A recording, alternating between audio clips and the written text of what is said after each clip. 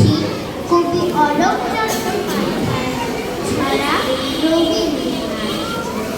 বাবার আছে বইয়ের পাহাড়, মার শুধু গান, দিদির আছে নাচের নাটক, আবৃত্তিতেও তার।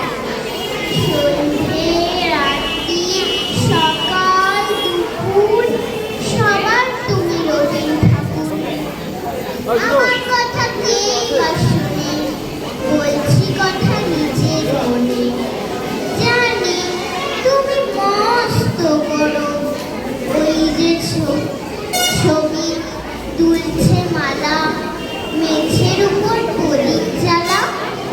জন্মদিনে তোমায় বলি, ওই যে আমার বইয়ের থলি, তার মধ্যে সহজ পাঠ। পড়েছি তার 4টি ছড়া, স্কুলেতে দেয় যেমন পড়া। ছড়ার মধ্যে সেই যে লেখা, হারিয়ে পাওয়ার তীরে, না চায় ডালে ফিরে ফিরে, শুল্ক ফুলের পাতা। কেউ দেবে না বুঝিয়ে আমায়, ব্যস্ত সবাই। তোমায় জানাই কাছের বাধা সরিয়ে ফেলো, আমার দিকে চোখটি মেলো।